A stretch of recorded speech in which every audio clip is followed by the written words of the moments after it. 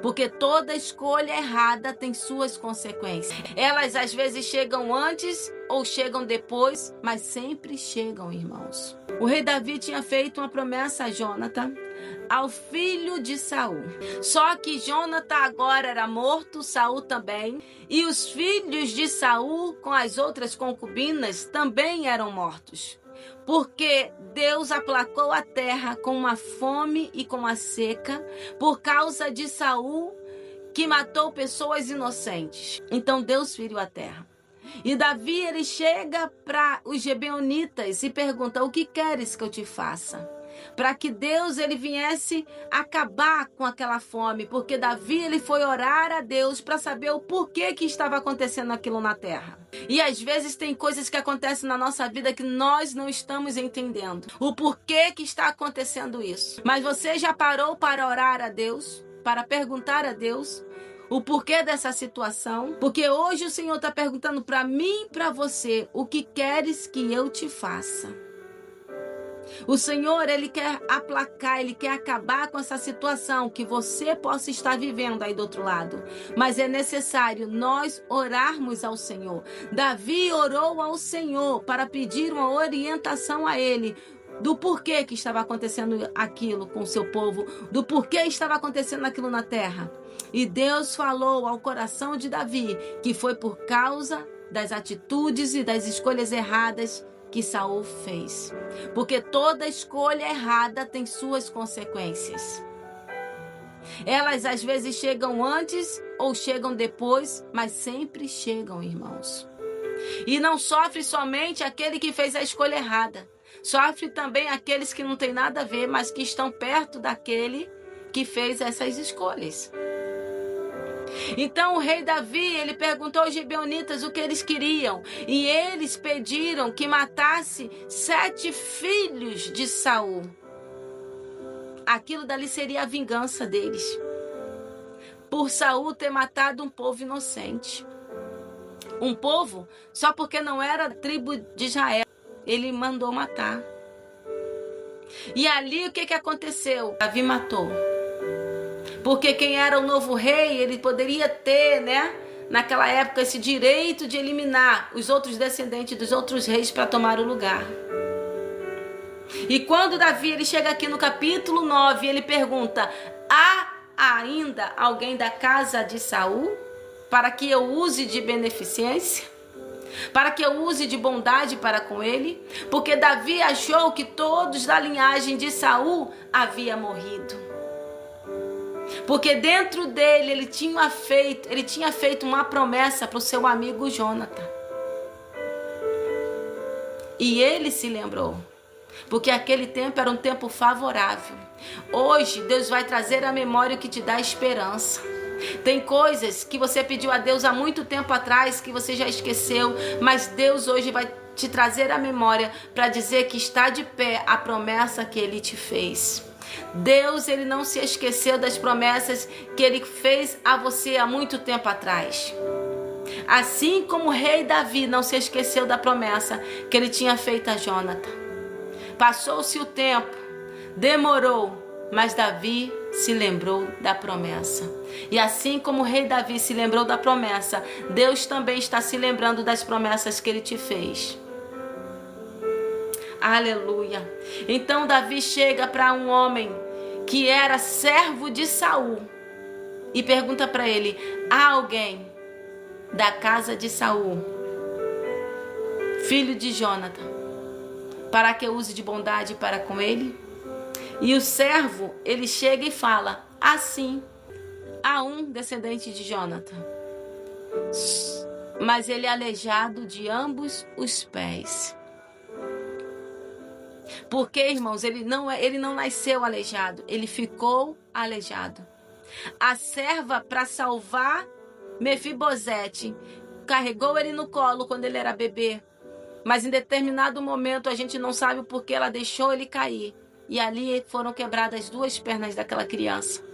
E por causa dessa tragédia, ele ficou aleijado das pernas. Mas vocês param para ver que o servo, ele não falou o nome de Mefibosete. Ele falou da deficiência de Mefibosete. Ele falou da impossibilidade de Mefibosete. Ele falou da paralisia de Mefibosete. Mas não deu um nome. Porque quando se dá um nome, se dá uma identidade. Eu não sei o que você tem ouvido sobre você. Eu não sei o que tem falado sobre você. Talvez você já escutou que você é um fracasso, que você não serve para nada, que é um inútil, que você não tem inteligência o suficiente, não tem capacidade o suficiente, que nada na tua vida muda, que você não vai prosperar, que você não vai chegar, que você nasceu para ser um nada. Eu não sei as coisas terríveis que você já ouviu na sua vida de alguém. Mas eu quero te dizer uma coisa. Essas palavras não te resumem.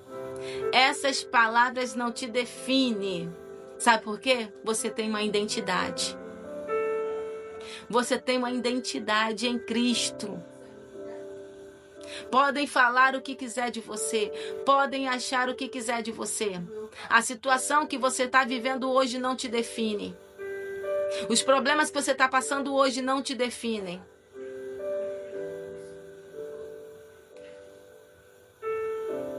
As barreiras que você tem enfrentado hoje não te definem.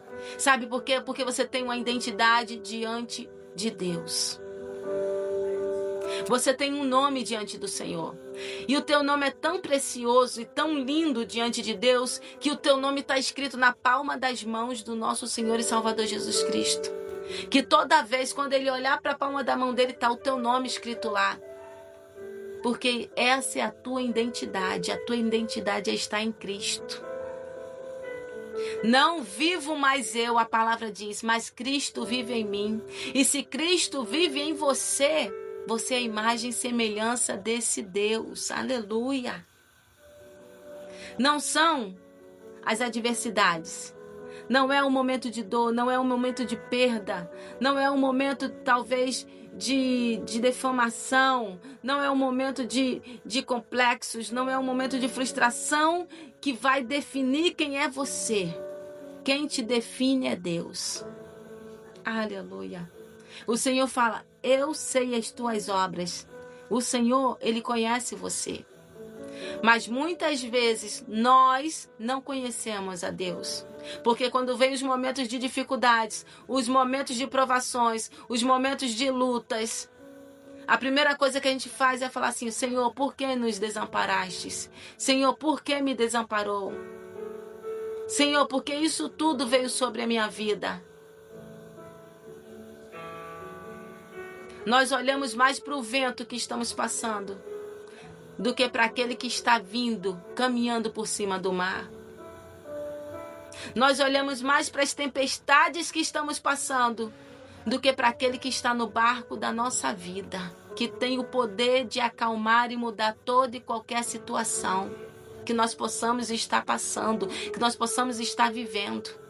Aqui o servo, aleluia, falou da deficiência.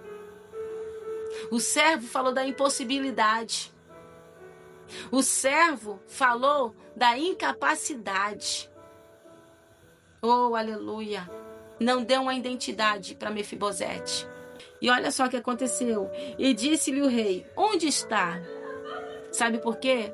O rei Jesus, o nosso Deus, ele não olha para as tuas deficiências. Ele não está olhando para as tuas incapacidades. O nosso Deus não está olhando se você tem força ou não tem. Se você tem intelecto ou não tem. Se você tem dinheiro ou não tem. O nosso Deus não está olhando para isso. Sabe por quê? Porque sobre ti existe uma promessa. Sobre a tua vida existe uma promessa. E no tempo certo, essa promessa irá ter que se cumprir na tua vida. Queira o inimigo ou não, ela irá se cumprir.